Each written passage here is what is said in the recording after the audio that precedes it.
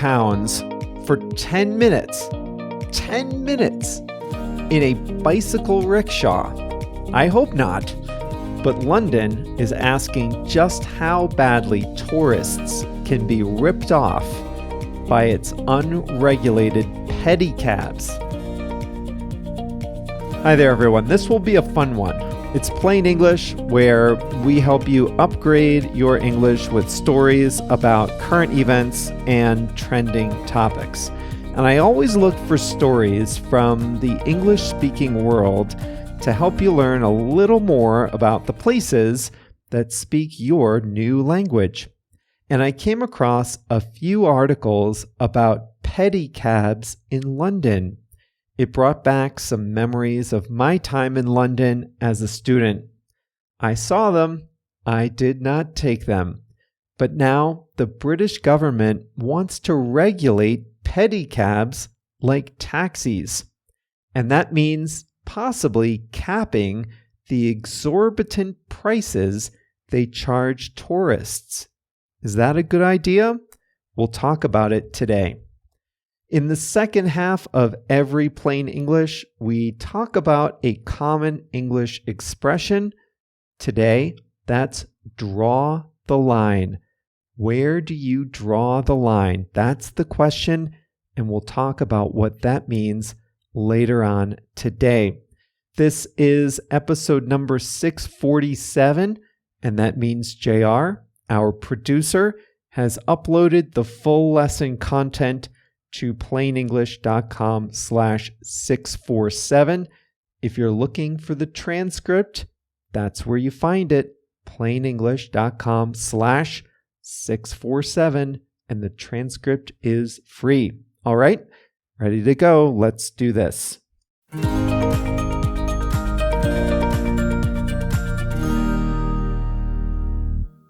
In many parts of the world, especially in Asia's teeming cities, the cheapest way to get around, other than walking, is on a rickshaw. The rickshaw was invented in Japan in the late 1800s. Early rickshaws had 2 or 3 wheels and an elevated seat.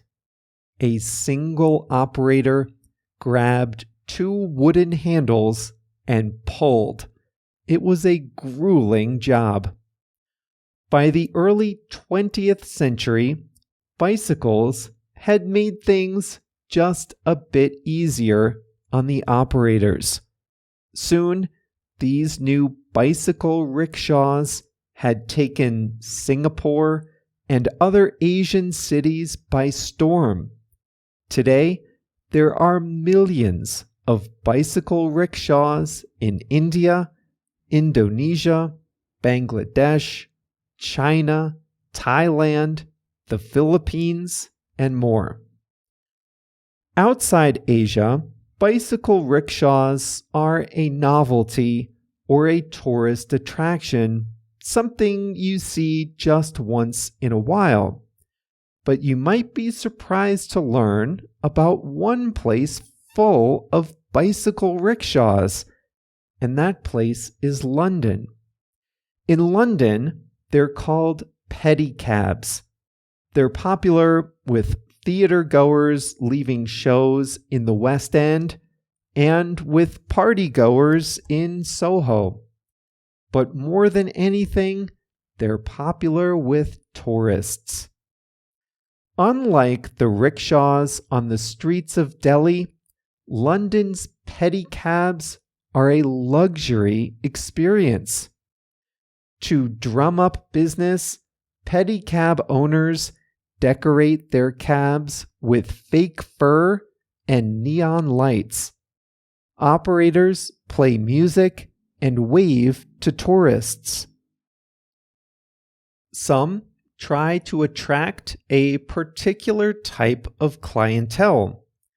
Those who want to attract wealthy Middle Eastern riders put up pictures of Arab leaders and play traditional music.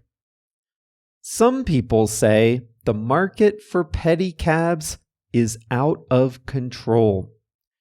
Taxis are regulated and prices are fixed. Uber and other rideshare apps are also licensed by the government.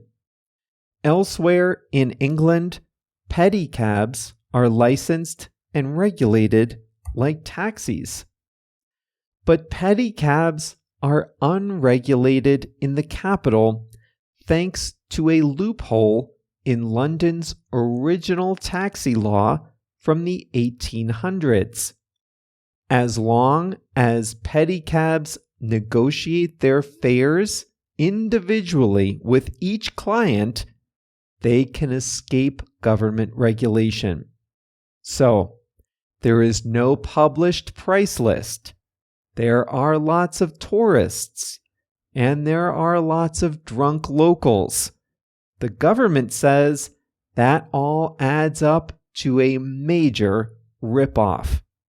A new proposal would set a cap on prices and require pedicab drivers to be licensed and submit to safety standards. One YouTuber went around London hotspots on a popular night, asking pedicab drivers how much it would cost to get from point A to point B. He found a wide range of prices, from £20 to £40 for the same short route. One driver quoted him £5 per minute with a minimum of 10 minutes.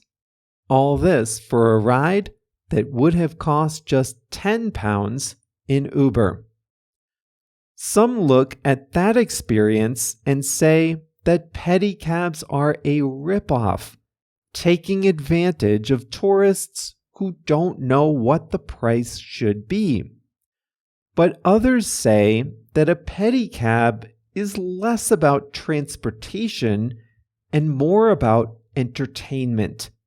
Many customers ask for round-trip rides, meaning they don't go from point A to point B. They just want a fun ride around the West End. Still, even many pedicab drivers say they're in favor of some kind of regulation. Licensing would increase safety. A driver's name and photo would be visible in the cab. Drivers would have to pass a background check, and a lot of them don't mind this type of regulation. But they draw the line at price limits. Take the £5 per minute fare. On a per minute basis, that's £300 an hour, a good pay rate for a lawyer at a top London firm. But the pedicab riders still struggle to make a living. They don't pedal the full hour. They're not busy all night long. They might only have a handful of fares in a single night, and not every night is popular. The flexibility to change their prices helps them pay the bills. So what if the occasional tourist pays a sky-high price? They're happy one way or another. So should fares be regulated? It probably depends on how you see the pedicabs. The argument for regulating fares is strong in transportation, but much less strong in entertainment. So if you think the pedicabs are about transportation, fare rules might be appropriate. If they're really just about a fun time, then maybe not.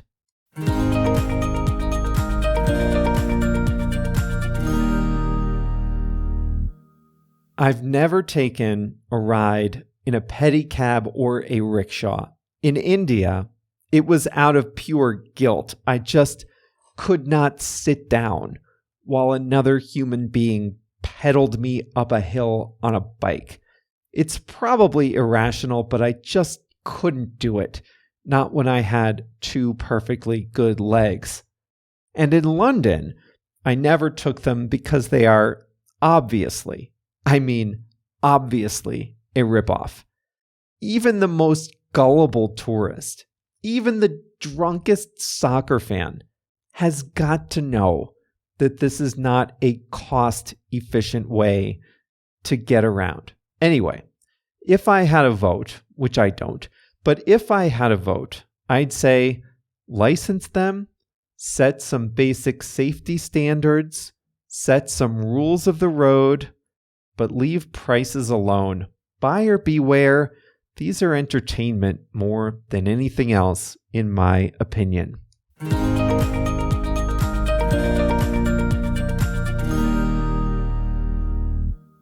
Draw the line. This is an idiom. When someone says they draw the line at something, it means they set a limit or boundary that they don't want to cross. It's like saying, this is as far as I will go, no farther. We often use this expression when we're talking about what we are willing or not willing to accept or tolerate.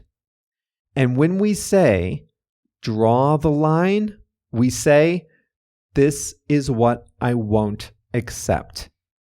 I draw the line at X means I'll accept something, but I won't accept X.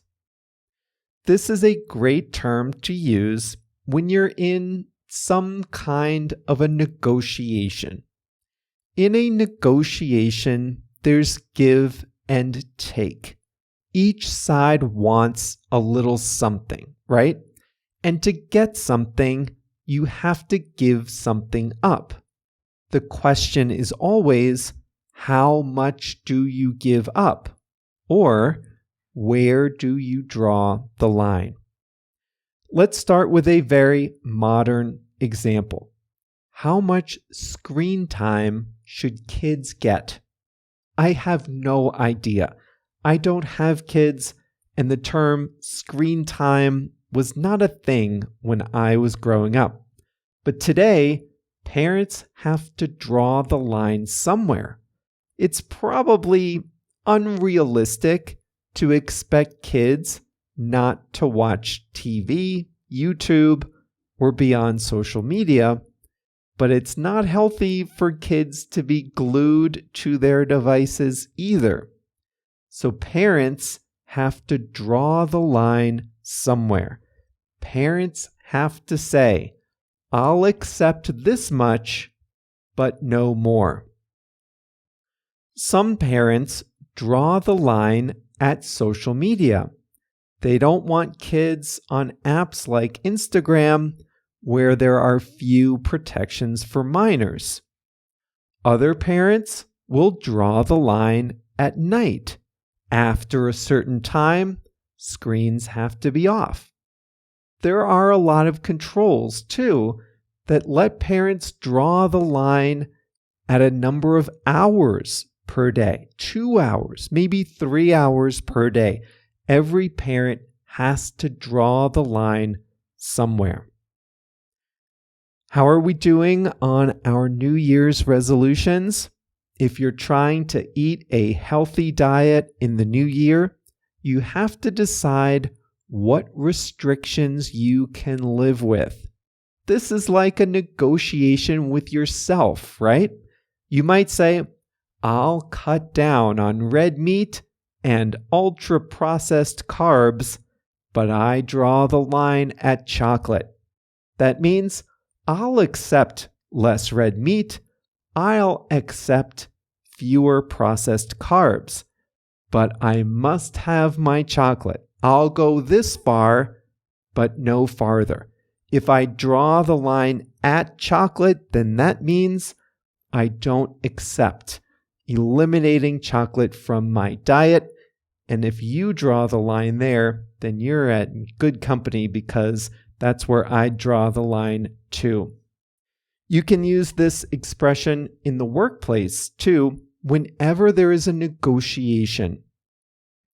It's hard to set boundaries these days, especially if you have to deal with a lot of email, Slack notifications, Teams messages, or calls with colleagues in other time zones.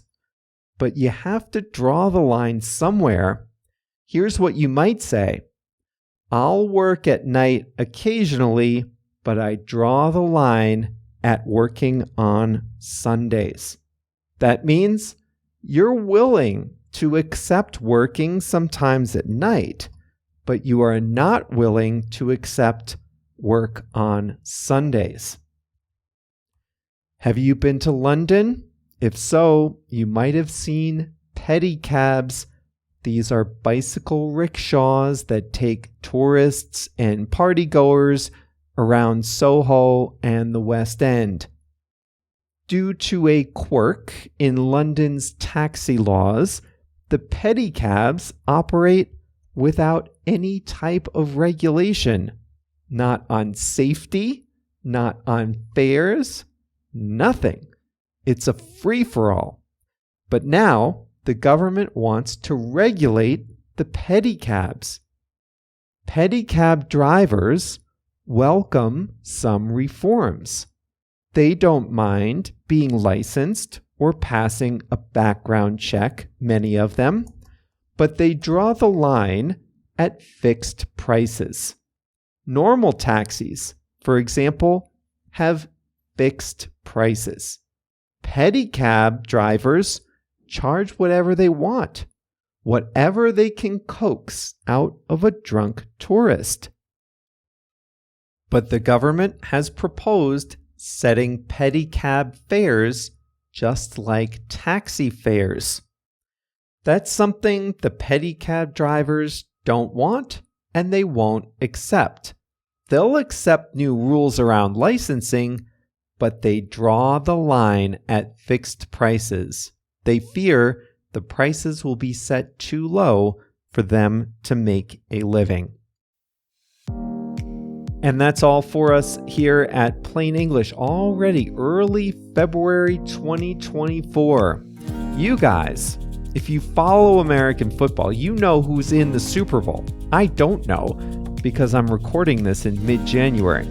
But the Super Bowl is this Sunday, February 11th in Las Vegas, 6:30 p.m. New York time. Usher. I wrote Eminem, it's really Usher. Usher is the halftime performer. We'll see how it goes. The last two Super Bowls have been good games. I'll be watching here, but not betting. I enjoy sports, I watch them, I follow the players, but I draw the line at betting on sports. There's just no way to come out ahead unless you have far better information than everyone else, and I do not. So I don't bet. I sit back and enjoy the game without any financial stake. We'll be back on Monday. See you then.